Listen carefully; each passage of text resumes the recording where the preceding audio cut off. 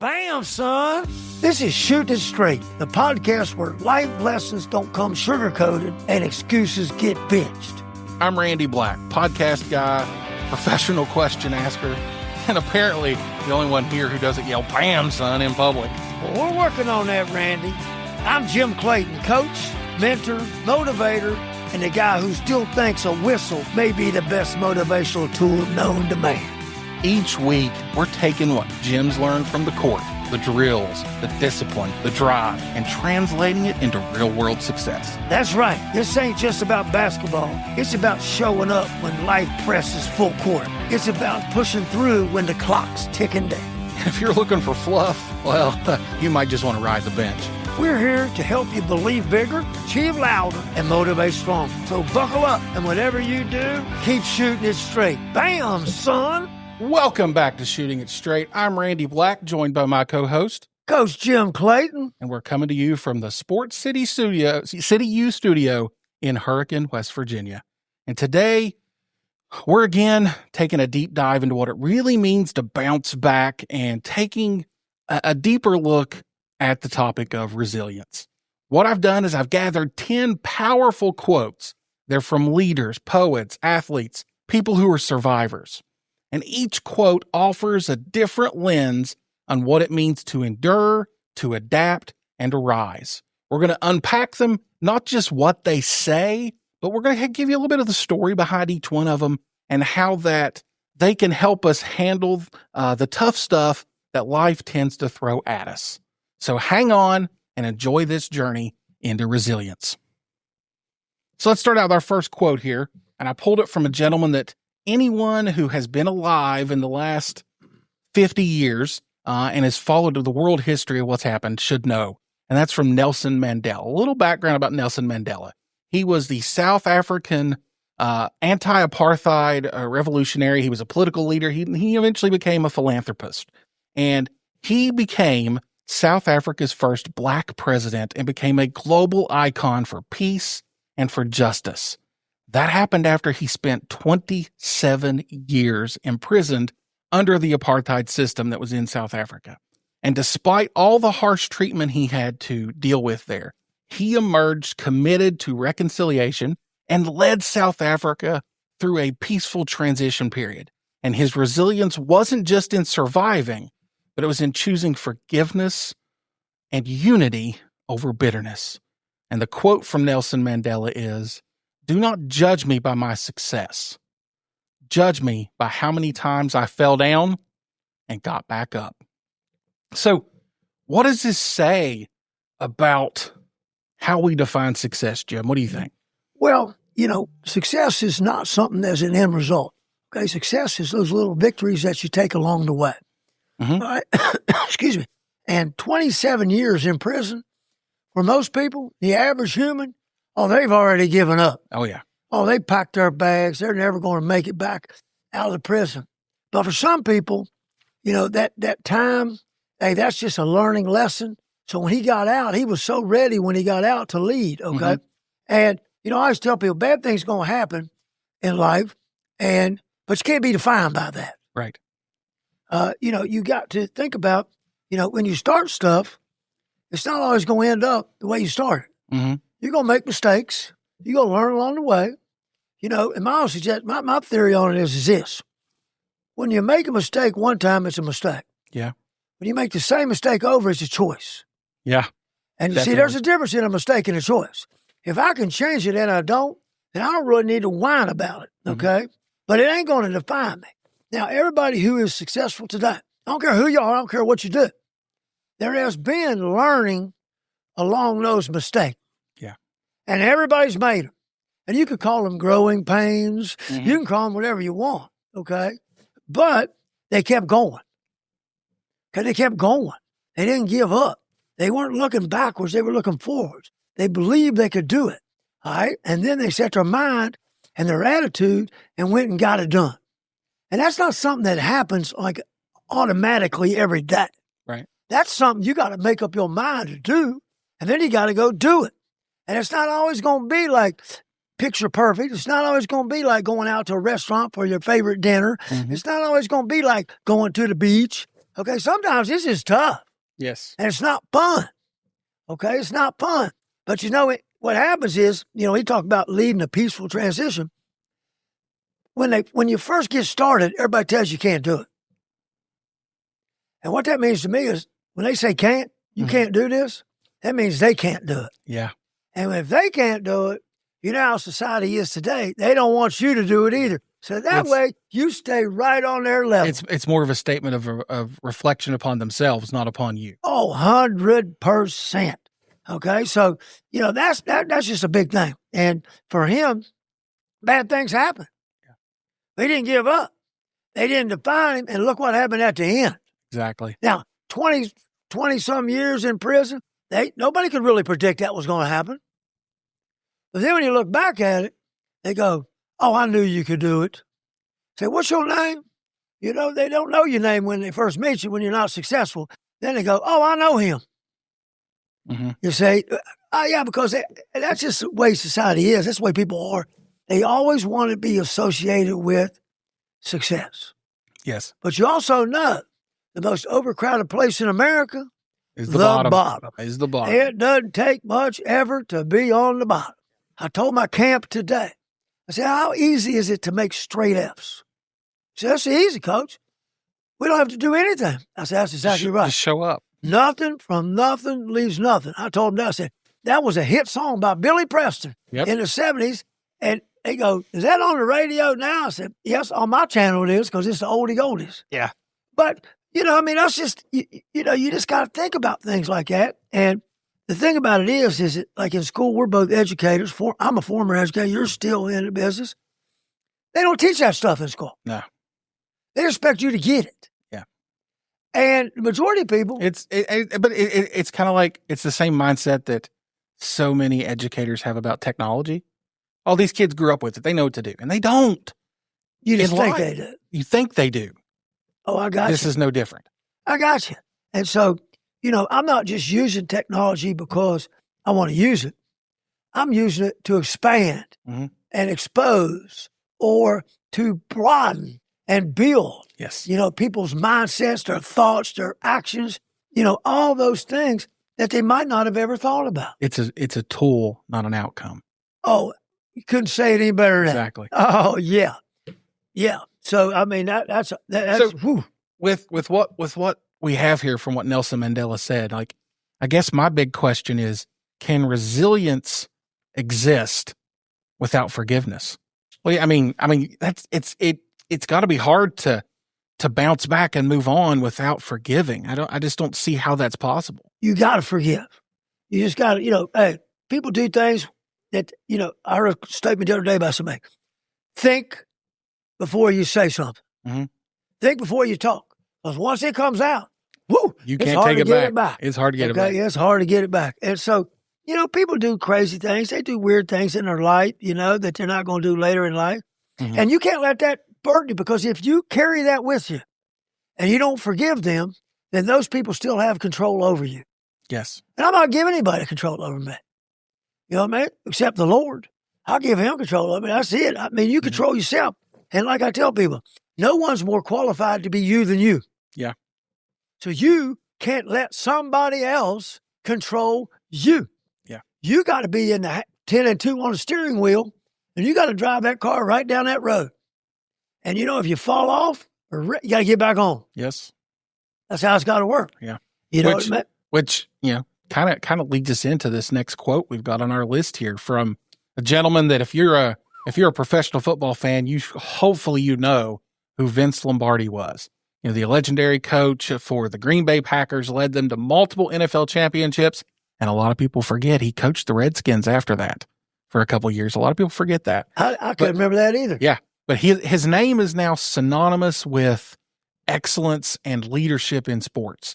And he wrote a book called Run to Daylight.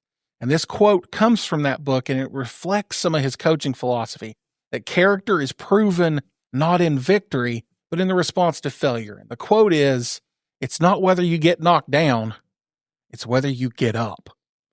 That's a huge mindset. And it's a huge mindset, not just in sports, but in everything you do in your life. Would you agree? Because guess what? 100%. You're going to get knocked down. Somewhere in your life, somebody going to knock you down. Maybe not physically, but in football, they did knock you down. Oh, yeah. Okay. Back in those days, there were no penalties for roughing the passer. Oh, no. Okay. Not like it is now. Those guys played back then. They'd never made any money because they'd been fined every time they hit somebody. But yeah, the thing about it is I always say this, an old boxing quote. If you can look up, you can get up. Yes. And again, that's the thing. You got to get up. What did you learn from this situation? Okay. And, his book, as the title says it all. Run to daylight. Don't run to dark. Can't see nothing in the dark. Nope. Oh, the future is so bright when that sun's shining. Okay. That's why everybody wears sunglasses, because their future's so bright. Yep. They got to shadow. I mean, they don't want that glare.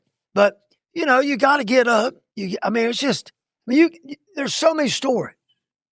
When something don't happen for it. I'll give you a classic example. I started this business with a couple other gentlemen in 1992. That's been a while. A little bit. Been a few.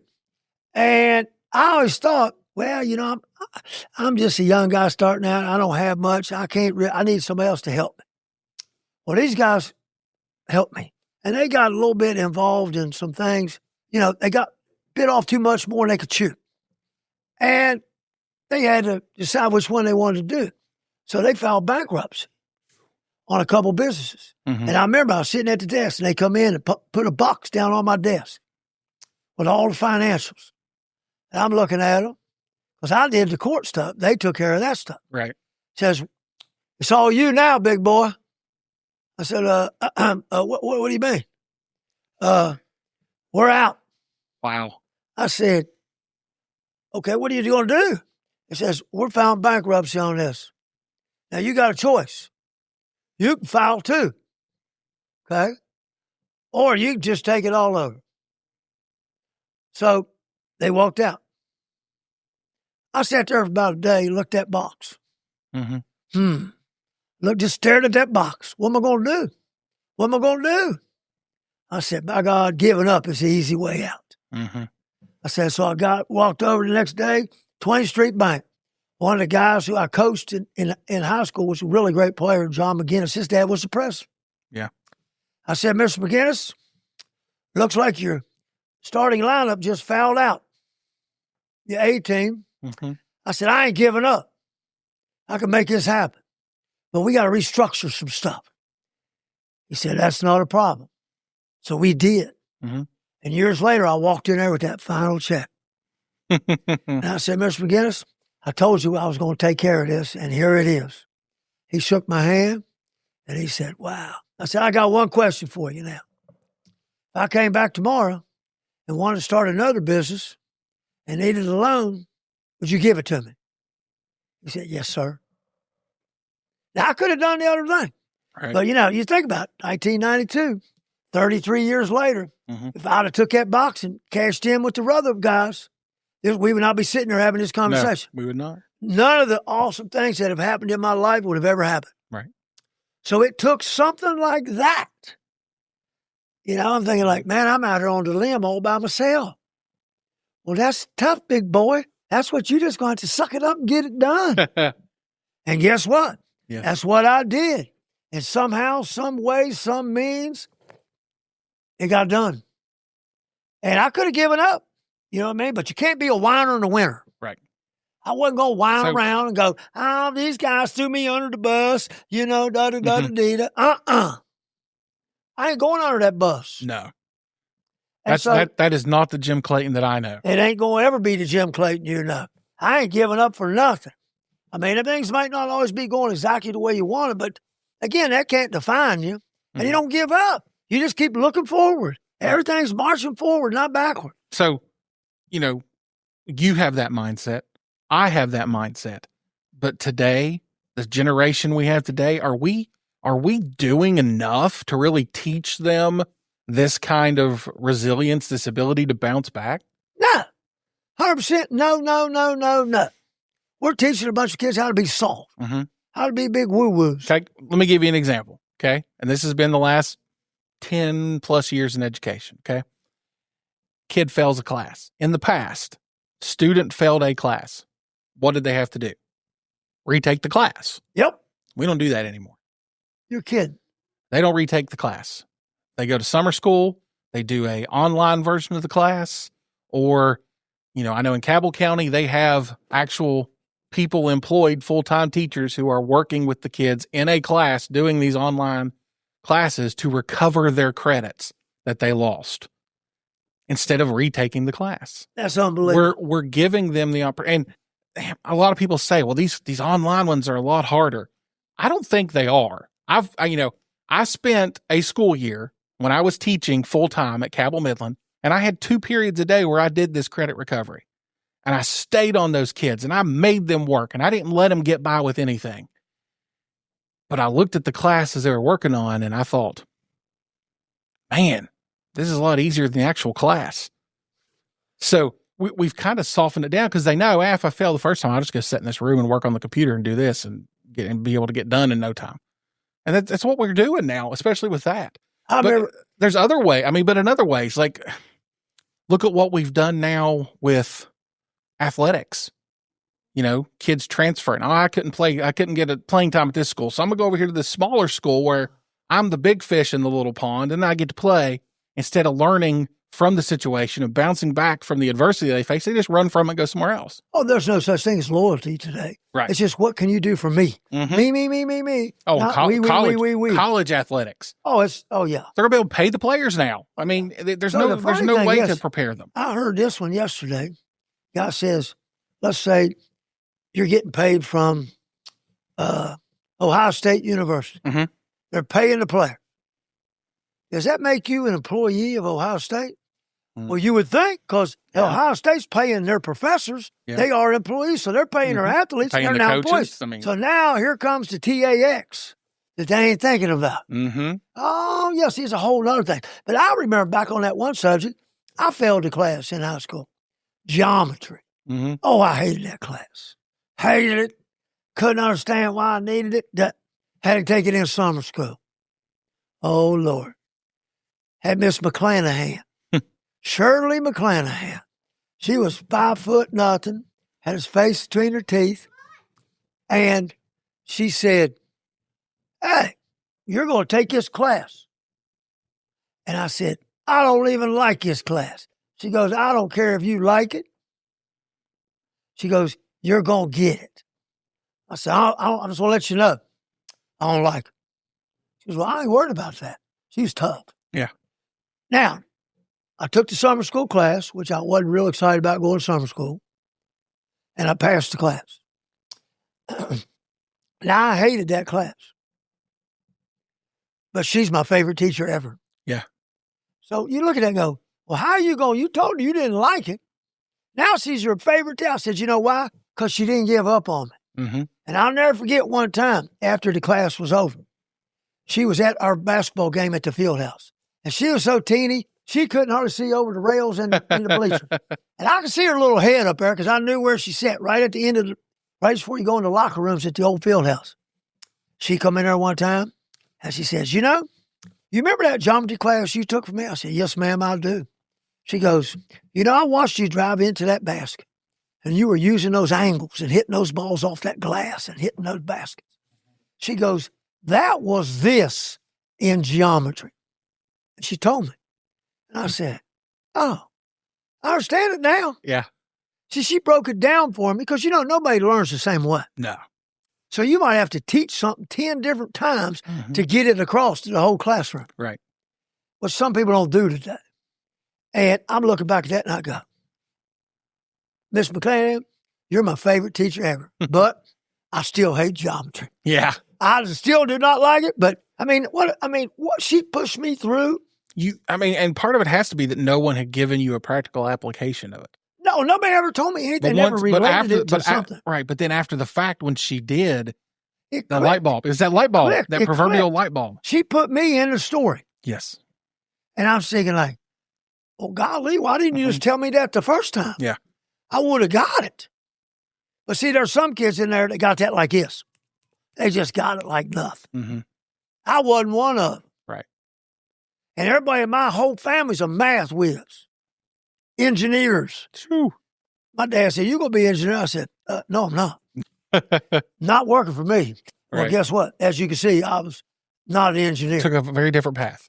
Yeah, you could call me a basketball engineer. There's a lot of things you could call me, but Right. working for the Corps of Engineers, something like that, or that's not me. Yeah. But I know it's an important thing. Right.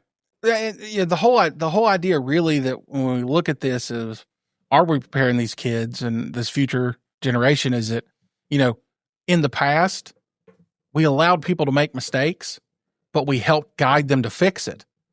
I don't think we do that as much today. We're not really giving them like, hey, this happened. Let's take this, let's learn from it, and let's move back to fix the situation. I don't think we do that as much. No, I'm going to give you a great quote. And I got this off one of my friends, Danny Young. He's an administrator up in Cleveland at Shaker Heights. Okay. And he's a basketball coach there.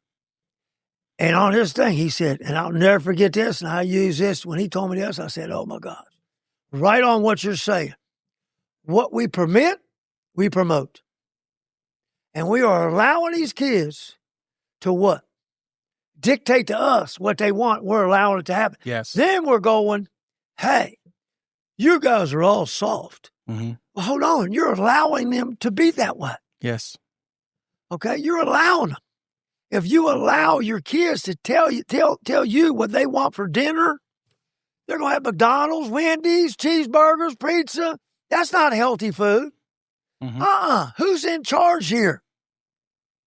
That's my question. Mm-hmm. Who is in charge here? Yes. Okay. Back in the day, it used to be a game we played called Follow the Leader. They threw that game away. Yeah. Now it's called Follow the Follower Uh-huh. because there's no leaders. Yeah. Nobody who's willing to. We're not building a generation of leaders. No. Somebody's going to stand knee deep in the crap, in the trenches. Mm-hmm. Like, I hate to get political, but, when I see certain people out there, like certain members of Congress who are considered leaders and the younger ones, and it's just not there. And we're in trouble if these people become our national leaders. Now, when I look at that, and I'm not political thing, but when I look at people that are entering the political realm, and they were like former Navy SEALs, I'm liking that person right out again. Yeah. Because I know he knows discipline. Mm-hmm. Now, my definition of discipline is so simple. Do what you're supposed to do when you're supposed to do it. Yep. End the conversation. Not 5 minutes. I need that right now. I'll get that in about 5 minutes. Not working for me. Mm-hmm. So when these people are in there, I know they're mission oriented. So we don't know what those missions are because nobody ever tells you. Right. Because they're top secret. Okay? But when those guys can go on a mission, train for that mission for months, go in, execute, get in, get out, never even hear about it. Wow. They know how to get stuff done. Right. That's what gets my attention. They're not going in there like, whatever. Okay? And most of them that are like that, the young ones are off the charts, and the old ones have been there too long. Yeah. Time to move on. Let somebody else get in there. Yeah. But again, teaching people how to do the right thing. You do the right thing even when everybody else is doing the wrong thing. Right. That's called character. Doing the right thing doesn't always mean that everyone thinks you're right. That's exactly right. 100%. Okay? But wrong plus wrong is wrong, even if everybody's doing it. Exactly. And right plus right is right, even if nobody's doing it. Mm-hmm. So again, leaders have the ability to stand out. They have not the ability to blend in. They're not trying to be your friend every day. They're telling you and hoping and working with you on what you need to hear, not what you want to hear. Yeah. But they do it in a professional way. They're not beating you down. No, not at all. No, you don't work for me, bud. You work with me. Yes. That's a big difference in those two statements. And sometimes in education, that's the only profession I know that you can go get a master's degree and be put at the top. You don't work your way to the top based off experience. Yeah. Okay, you get a degree in finance, you're not becoming the bank president overnight. No, you got to work your way from the bottom. You start at, it's a long road. Yes. Okay. I know of individuals who became school administrators and, directors at central office level who never taught in the classroom.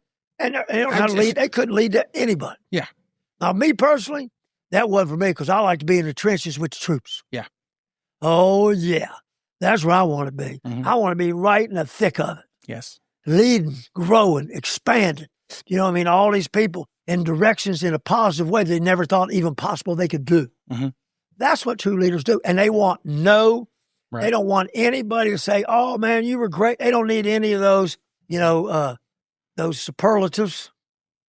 The best. I don't need all that. Don't need any of that. Right. That's just good for a trophy case or, good say whatever. That doesn't really mean anything. It's more of an ego thing. Strokes somebody's ego. Makes them feel better. And I ain't worried about that. Right. I already feel good.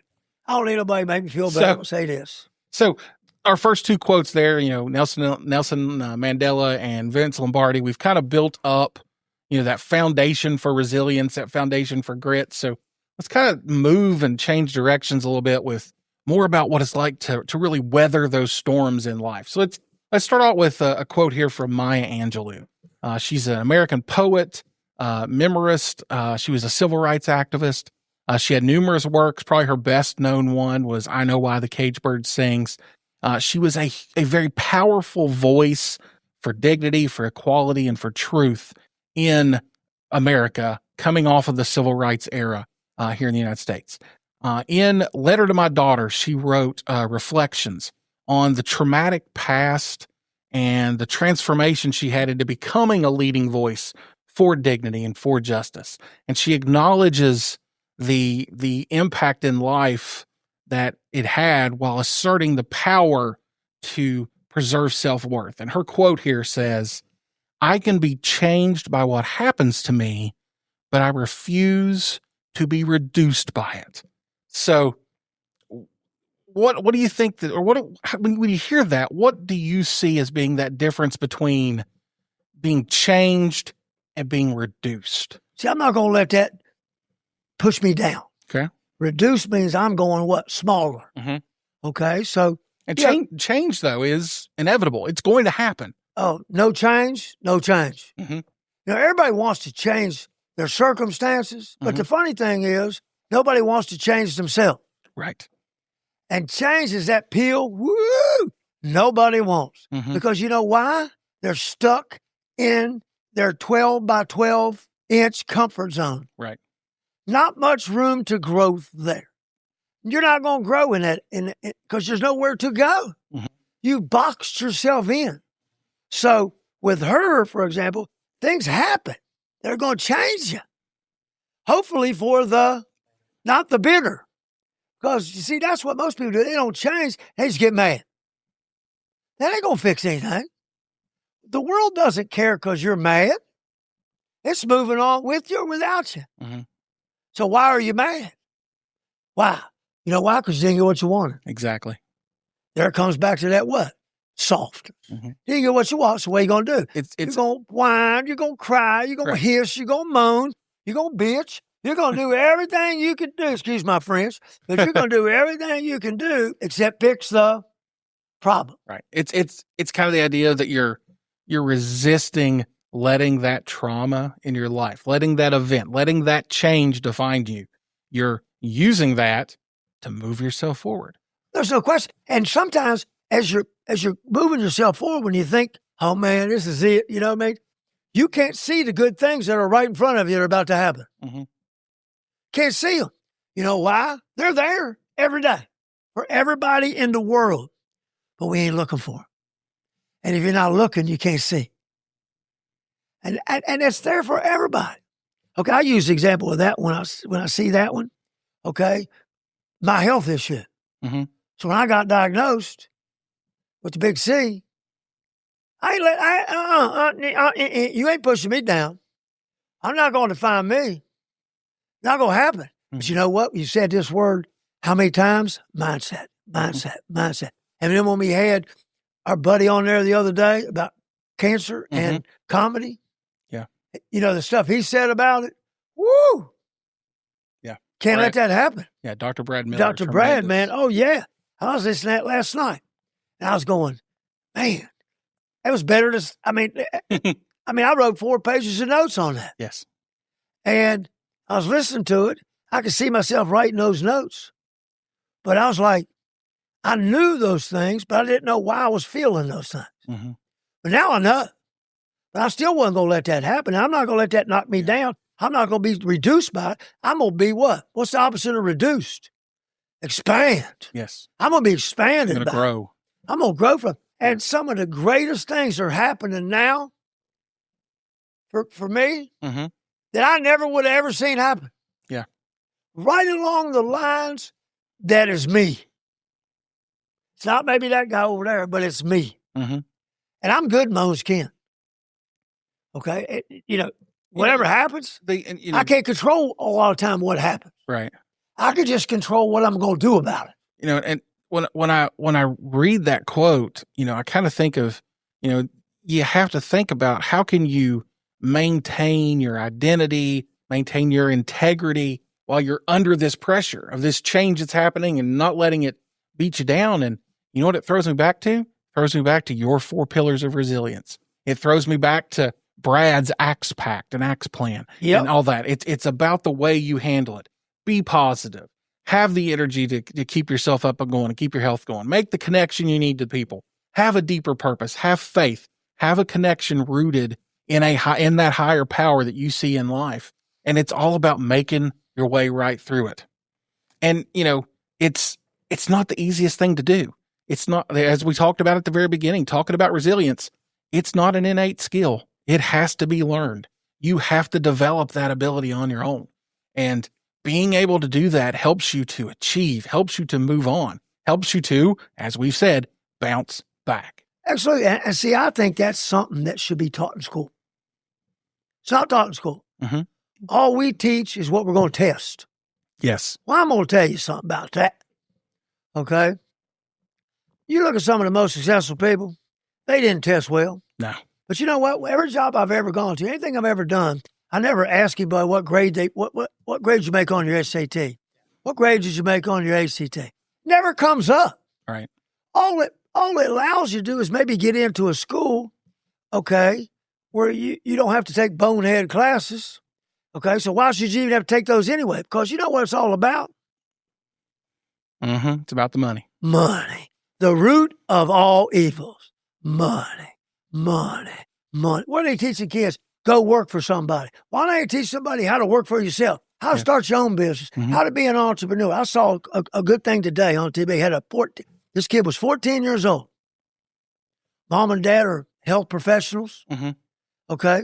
This guy decides when he's 14 in his garage, he's going to, I don't know what his deal was, how his gift was, but he could make flower arrangements, which I cannot. I look at one and go, that's beautiful. But my mind ain't working that way. Right. So the first year he did it online, put it online, sold it himself. Nobody told him how to do it. He just did it. So after the first year, 14 years old, he had $100,000 in the bank. Nice. Not very many 14-year-olds are rolling around with $100,000 in your bank account. Not really. And he made it all himself. Mom and dad give him nothing in his garage. Now he's said, I'm not going to college. I'm going to be an entrepreneur. I don't need college. Now I think he's a freshman or sophomore at Arizona State. Now, his mom and dad said, I want you to go to college. He didn't want to go to college. They said, okay, you don't have to go to college. Now, guess what? He wanted to go to college. Yeah. He's loving it. Said, I need to live in a dorm. I need to live with guys, hang out, man, do the deal. Now he started his own business. Now he's 21. He owns his restaurant, has a restaurant now. Okay, still sells the flowers. Diversifying. Now he has his own little latte shop where he has all this stuff. Now he's worth $1 million. 21. Now he's in college, but he's already a millionaire. He didn't go to college and be $800 million in debt. Right. He already had a plan. And that's going to make him even more. And I'm looking at that, so the guy says to me, well, how many people are really wired like that? Not a lot. And that's exactly what they said. But you could be, because we don't promote that. Mm-hmm. We just promote that. Go get an education, go work for somebody else. Well, you ever had a great idea? Oh, yeah. Have you ever tried to do anything with it? Oh, no. Why? I don't know. Just never thought about it like that. Right. See, Because nobody's lighting that fire in you. Yeah. They're just really quick to what? They're to fight fire. What's a firefighter do? Puts the flame what? Out. Now, they're extremely important if your house is on fire. Mm-hmm. But if your game is on fire, your life's on fire because it's really pumping, man. It's hot. Yeah. That's the last person I want. Somebody put it out. Mm-hmm. I need a fire lighter. Yeah. And guess what? Most people don't have those. Well, and, kind of sliding into our next quote, it's from J.K. Rowling. J.K. Rowling, the author of the Harry Potter books, she gave a speech at Harvard. It's a 2008 Harvard commencement address. And, in her life, before those books came out, before those Harry Potter books came out, she faced major financial problems in her life. She was struggling emotionally. Her mental health was not very good. But she finally hit success because she kept at things. And the quote she said here was that rock bottom becomes the solid foundation on which I rebuilt my life. Sometimes you have to let yourself hit that rock bottom. If you don't, you're never going to know what real failure is. See, so when things hit rock bottom, mm-hmm. Man, I'm on the down and out, man. Okay. Well, guess what? The flip side of that is, hey, there's nowhere to go but up. Exactly. That's the different mentality, see? Mm-hmm. Not like, oh, man, I'm so pitiful. No. You can't be pitiful and powerful at the same time. Nowhere to go but up. But you know what? Funny thing was, she is ultra successful. Movies, books, mm-hmm. multi-gazillionaire, right? But recently she stepped out of that comfort zone and made a statement, you know what I mean, about something. I can't remember what it was exactly. She made some comments that fired up people in the transgender community. Okay. Was what it was. And it alienated a lot of people who had supported her work and stuff they over the stopped years. being on her side. Right. But you know what? She said what she had to say it. She knew there was going to be some mm-hmm. blowback on it, right? Mm-hmm. But she faced the fire. Yep. She didn't run from it. Nope. She has held on to what she said. She's supported her decision to do so. And, she's already said, if it costs people reading my books or looking at the stuff I worked on, then I'm prepared for that. And you know what? Those weren't really your true friends anyway. Yeah. They were just the bandwagoners that jumped on when everything was going right. Mm-hmm. They were there for the ride. Yeah. Okay. They weren't there for the right reasons. Mm-hmm. So it's easy for you to jump off. Mm-hmm. If you're there for the right reasons, you're not jumping off. Mm-hmm. Okay. It's like, nope. But see, I applaud her for that. She wasn't scared. Now she could have goes, well, if I say that, then you know what? I'm going to have blowback. It's going to cost. No, she knew it. But she felt like she had to say what she had to say. Right. Now that's her opinion. That's not everybody's opinion. Right. Everybody's got an opinion. Mm-hmm. That don't mean I don't have to agree with you. Right. That don't mean I don't like you. I just don't agree with you on that situation. Exactly. And that happens, every day in life? Every single day. Every day. How many times? Oh, my gosh, too many to count. Exactly. Okay, but, there you go. But, again, she stayed with something. Things didn't go the way they wanted. Tried, didn't work. Tried, didn't work. Tried, didn't work. Just keep sinking, sinking, and bam, you hit the bottom. Okay? And it's the idea that failure here, this rock bottom here, isn't an end. No, it's a beginning. It's a beginning. It's the starting point. Fresh start. Exactly. I always said failure is a better way to begin again more intelligently. Mm-hmm. Sometimes you jump into stuff, and that's okay. See, some people go, it's just not the right time for me to do this. Well, guess what? It's never going to be the right time with an attitude like that. Mm-hmm. Get in there and go. Example, 33 years later, my sports business. Mm-hmm. Am I doing the same thing now that I did 33 years ago? Absolutely not. I've grown. Mm-hmm. I've developed. I've researched.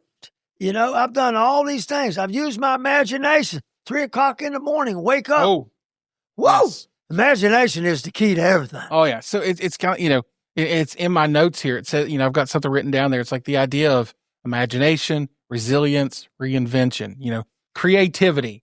This is what my notes says. Here's what my notes say: creativity can help people see beyond current circumstances. Imagination opens doors that resilience can walk through. Oh, I love that. And that is beautiful. And I mean, her quote here, talking about being at rock bottom, J.K. Rowling's career, perfect example of this. You technically could have said, when they came to you and said, yeah, we're out, that was the bottom. I could have said, I'm out too. Exactly. But you used it to turn things the other direction. And you used it to keep building and keep growing. 100%. And excuse me, when imagination, creativity become the best when things aren't going your way, when you're at rock bottom. Because all of your illusions have disappeared. Yeah, all things. So now you're going, you have clarity. What can I change? What can I need to do? Oh, man, I got the answer. Write it down. Mm-hmm. Okay? Then put a plan together and make it work. Yes. Don't ask people for their opinions, because the worst thing big-minded people can do is share it with small-minded people. Mm-hmm. They're going to shoot it down. No, that ain't going to work. No. I've heard that so many times. Oh, my God. But now they don't say that. They go, oh, I knew you could do it. Oh, yeah. I go, well, thank you very much.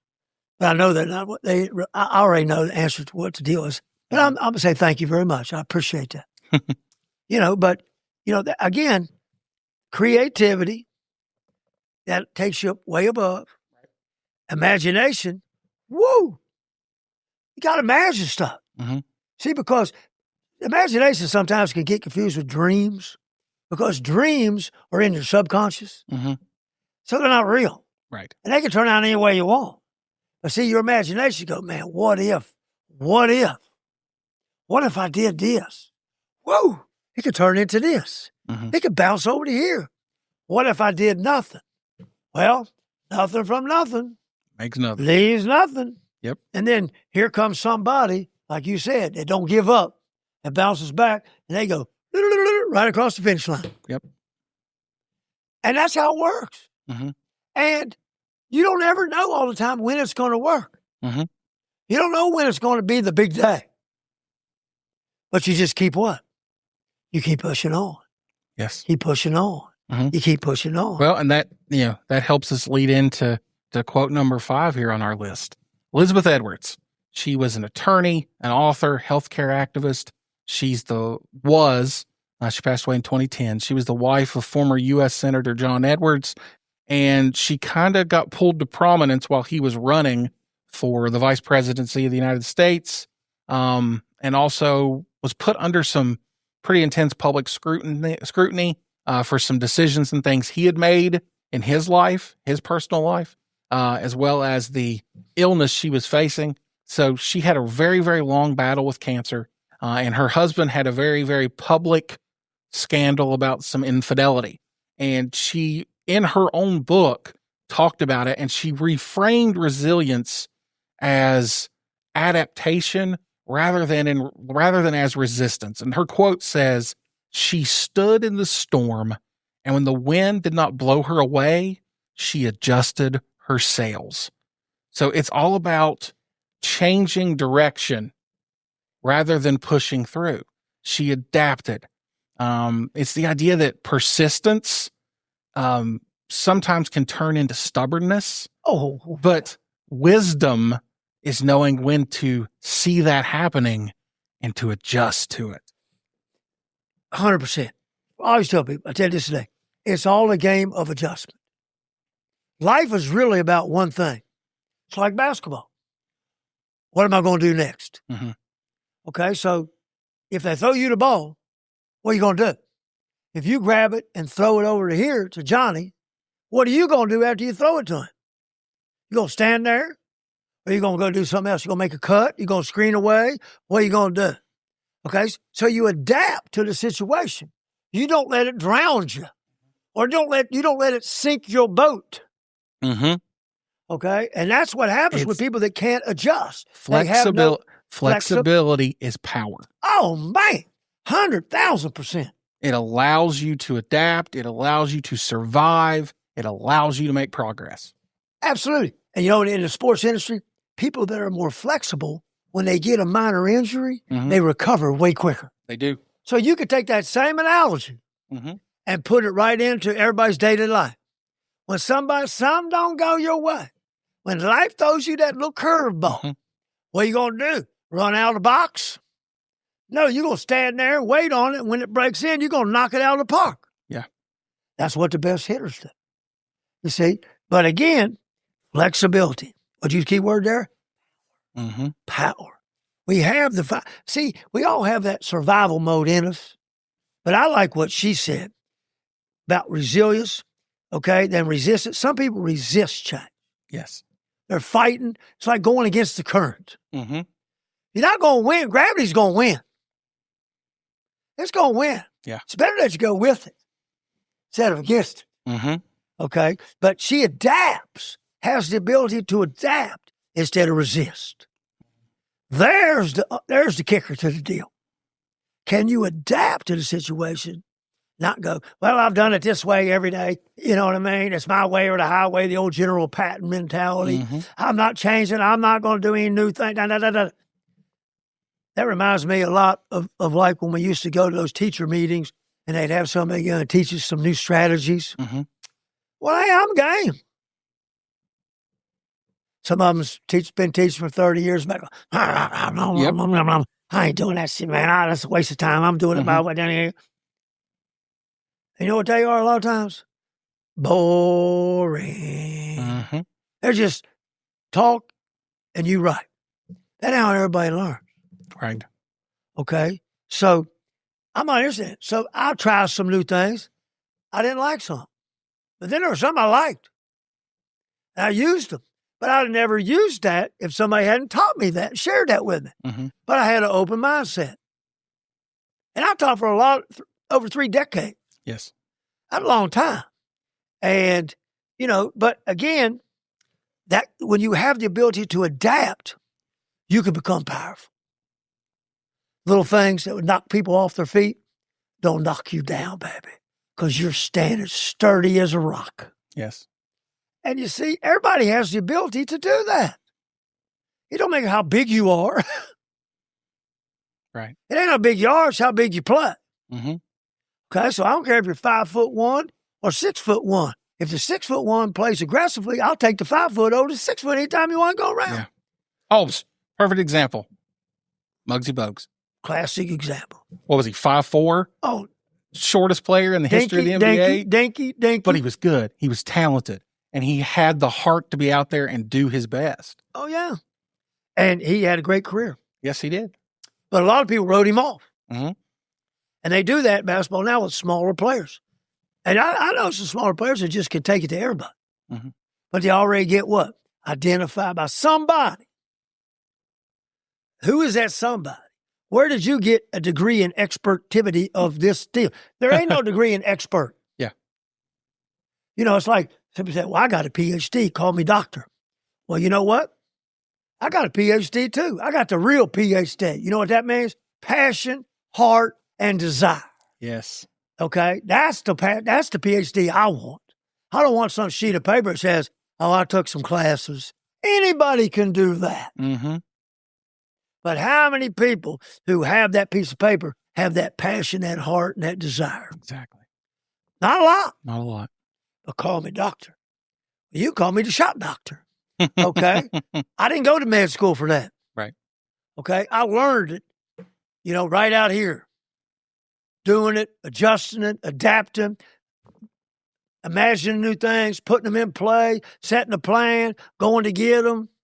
And anybody can do it. Mm-hmm. I mean, I always say, if I can do it, oh my God, anybody can do it. Yes. Okay, I'm not the sharpest knife in the drawer when it comes to certain things. Mm-hmm. But there are certain things I do know a little bit about. Right. We all do. And that's my lane. Mm-hmm. And guess what? I'm staying in it. Yeah. Okay, Jim, we've made it through 5 of these 10 quotes that I picked out, and we're at almost an hour. So I think we're going to split this episode into 2. So, we've kind of taken the time here to talk about, that foundation of resilience with those first 2 quotes. We've talked about, weathering the storm here with those next 3. So before we, head into our next set, and we'll do those on the next episode, we do have one of those times where we get one of those great quotes that gets shared here on the show, and everybody knows that segment is Jimmy's Wisdom of the Week. Now it's time for Jimmy's Wisdom of the Week. This is where Jimmy shares one of his famous Jimmyisms to inspire the listener. Okay, Jim, so today's Wisdom of the Week, this is the quote you gave me. It says, "Easy times make soft people." What in the world does that mean? Oh, man, when we were easy on ourselves, then when things get bad, we crumble. We're soft. Mhm. We give up. It's kind of like pushing a marshmallow. You push it in, ooh, see, here it goes in real soft. Ain't no hardness. They don't have those abs of steel right there, see, because they didn't work to get them. Right. And so when you're easy, when things come easy, everybody's good. Everybody's good when everything's easy. Right. But what happens when the crap hits the fan? Oh, yeah. That separates the pretenders from the contenders. Mm-hmm. And that's exactly what that means to me. I'm not interested in soft people. Yeah. Now, that doesn't mean you don't have a heart. That don't mean you have an attitude of gratitude. Mm-hmm. Okay? Because I don't care who you are and what you did. Somebody helped you get there. Right. Somebody did. And those are blessings in your life. Mm-hmm. I believe that. When somebody calls you on the phone when they don't need to call you to check on you, yeah, that's a blessing. Yes. When somebody shows up your house and brings you some food, that's a blessing. Yes. So there's all kinds of things. Mm-hmm. But the problem is, soft people, guess what? They always see their problems instead of their blessings. Right. And you're never going to learn those things when everything's going perfect for you. Mm-hmm. You're just going to stay right where you are. Yeah. Okay? And when things get a little tough, the tough get going. Mm-hmm. They don't get soft. Yeah. They get tougher. Right. And, you know, I mean, it's just like, I was watching a thing. I'll give you a classic example. I was watching a 30 for 30 this weekend mm-hmm. on the 1985 Chicago Bears. Okay. Woo, world champs. Good team. Oh, that's the only time in Super Bowl history where two coaches got carried off the field at the same time. The head coach and the defensive coach. Mm-hmm. And they're talking about these guys. And I watched these guys. 4 or 5 of them are in the Hall of Fame. Steve McMichaels, mm-hmm. he just passed away from yes. and, but he was actually talking in this. Yeah. And they said on the show, man, if we played in today's game, we would never make no money. So Mike Dick would tell Buddy Ryan, buddy, we're all on the same team here. Your defense is killing us in practice because that's when they used to hit. Yes. Now they just walk through the motions. They only hit on Sunday. Okay? That was back in the day. And I'm watching that, and I'm going, man. And these guys said, if we would have only stuck together, mm-hmm. we could have won 3 or 4 in a row. Yes. But see, you used the key word right there. Ego. Okay? Mm-hmm. Things were going great for him. Everything was good until that guy from the Green Bay Packers picked up McMahon and threw him down and slammed him, and he tore his shoulder up. Yes. And that was the end of the deal. Mm-hmm. But, you know, those aren't easy times. Those guys went out and did all kinds of stuff. But their deal was, you better bring it the next day on the field. Yes. And they did every day. They were, and those guys, they were a tremendous team. Oh, my God. You watch them on TV hitting mm-hmm. people. I was watching them. I was cringing on the couch. Yeah. I was going, oh, how's anybody get up from that? Mm-hmm. They're pal driving you into the concrete with a little bit of astroturf on it. Uh-huh. Wham! And the pads and things they had back then. Nothing like we have today. No. Those aren't soft times. Those are hard times. Yes. And, you know, sometimes it takes that in life for you to really see your full potential. Mm-hmm. Because you don't see it when everything's going great because you just have a tendency to the same old. And, you know, there's an old saying that says, if you want to keep on getting what you're getting, just keep on doing what you're doing. Yeah. Things don't happen by chance. They happen by the big C word, change. Mm-hmm. And you know what everybody's doing? They're running from the truth monster. The truth monster's chasing you down the road. Here's a big hands up. Here they come. And you're running because you can't face the fire. That's soft people. Mm-hmm. And easy times, softness. Tough times, tough people. That's when I think about those things. Right. That's why it really scares me of what we're doing to our young people today. Yeah. We're teaching them how to be marshmallows instead of iron. I always tell people, you know what? When you got good faith and you got everything right and your character's good and everybody's throwing crap at you, just imagine you're standing there with the things on the gladiators used to have, those big things, when they run down there, and everything's just bouncing off you. Hit me with your best shot, baby. Bang, bang, bang, just bouncing off because you can't touch this. Mm-hmm. You can't touch this, okay? Because I'm stronger on the inside than I am on the outside in. That comes from what? Tough times. Yeah. When things ain't always going your way. Not allowing yourself to be soft.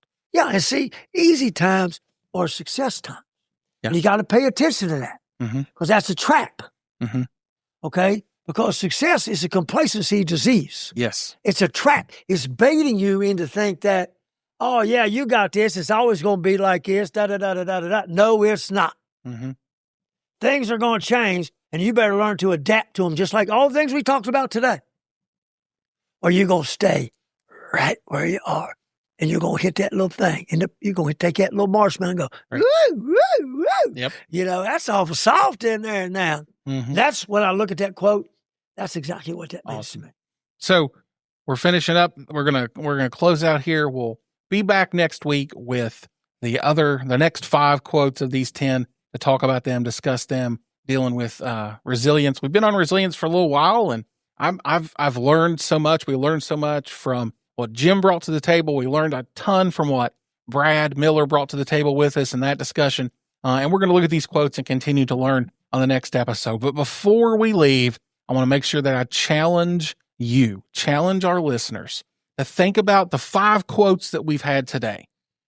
And if something there has struck a chord with you, did one of them just hit you hard? And I know it did. Yes.